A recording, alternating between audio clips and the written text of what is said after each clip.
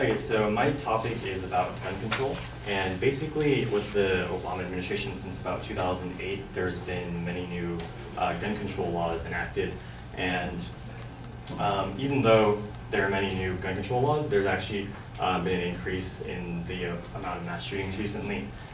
And with the new laws, there is a decline in the amount of gun ownership by about 10 to 20% since the last 50 years, according to the General Social Survey. But because there still is a rise in mass shootings, these laws aren't really working. So therefore, a purchase limit on the quantity of gun-related products would limit harms more than an outright ban on just the guns. So basically, the current laws are failing for a few reasons. Mainly, the increase in mass shootings shows this. Basically, anyone willing to commit a mass shooting is committing murder, which is basically the worst thing you could possibly do and has the highest sentence. And if they're willing to do that, they're going to probably be willing to break a lower law, such as the gun laws that are enacted. So, other gun components that are banned and illegal can actually still be modified to come back to their legal state, even though they were purchased legally, because in other areas of the world, these guns are still legal, and therefore they can just take the knowledge from somewhere else and apply it to whatever they want to the current gun. And current background checks as well, even though they are favored, they're not really working. There's several ways that these shooters have gone past them. Basically, last year, a shooter named Dylan Roof killed 9 people, and basically the FBI found out that he purchased the gun by giving misinformation on the background check, which caused a clerical error, and basically the background check took too long, so by the time the waiting period was over, he was able to purchase the gun before the background check came through. That would have showed that he failed. Another fact is that the laws basically kind of negatively impact the law-abiding gun owners as well, because law-abiding gun owners for self-defense or for sport would obviously want to go through some sort of training and would be able to wait for their gun since they don't need it immediately. And especially the training, since they want to know how to use the gun properly and not cause any sort of accidents. And basically, the gun owners will also affected by the magazine size limits, since they're not able to use the guns to the fullest potential when they're either going hunting or for sport. And shooters already overcome the 10-round magazine limit by just purchasing multiple guns. According to the Washington Post, last October, Christopher Harper Mercer killed 9 people by using 6 guns, which for an extended period of time he would not need to reload. And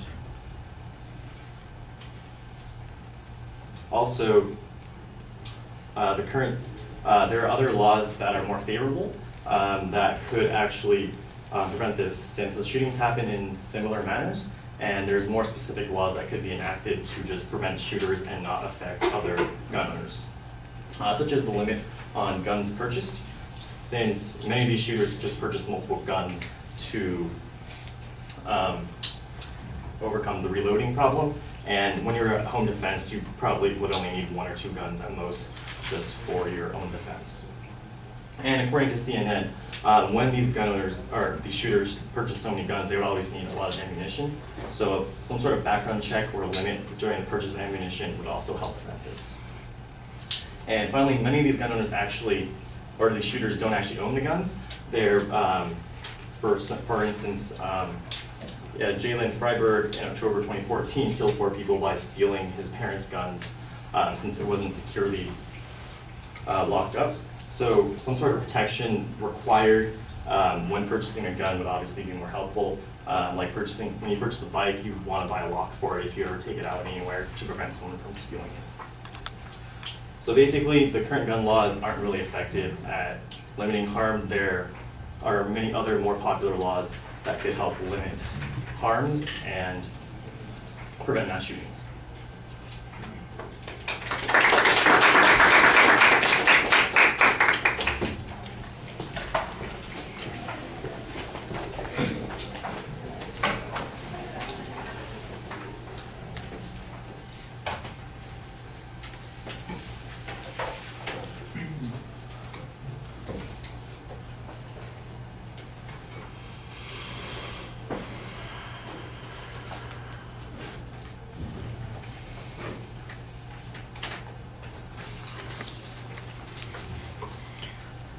All right, Dylan, well, the proposition is identified. The phrasing on it's a little complicated, and I think it could be simplified a bit. There's not a preview of what the supporting structure of the speech is going to be, and that gets complicated because there aren't really very clear signposts in the structure of the speech either, which means that it often feels like you're just randomly, pardon the expression, taking pot shots at the laws. I think you need to build something that's a little bit more a little bit more coherent, and that is got a foundation that you can build on top of, as opposed to randomly picking out ideas and then making claims about them. Some of the claims, I think you've got a good example to illustrate an issue here, but there's not any demonstration that the law that you're talking about would have prevented the particular example that you're discussing.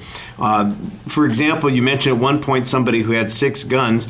Did they purchase all of those 6 guns at one time? Then they would have been limited by the law that you're talking about. If they didn't purchase them all at the same time, or maybe if they even didn't own them all, I'm not exactly sure how anything that you're talking about addresses those issues. The safety issue about guns being stolen, it's easy to say, well, so everybody should have a lock on their guns or they should be put away. Well, I assume that most people probably think that their home is relatively secure. Maybe to keep your kid from blowing their own brains off, some kind of secure device would be required. But I think, again, there's a big assumption here that people are not securing their guns, and you need a stronger argument on that, and one that suggests that that would prevent the mass shootings that you're talking about, because it's ultimately, that's kind of the direction that you're headed there. I thought that your evidence, like I said, you had some good examples. There's not really, you've got one piece of statistical support at the beginning of the speech that talks about the last 50 years. There's no expert testimony talking about how this is going to work. You did provide a couple of sources for the examples. I appreciated that. And I think you do a pretty nice job speaking to the audience, but Gesundheit, I think the arguments are sort of scattershot. All right, thank you.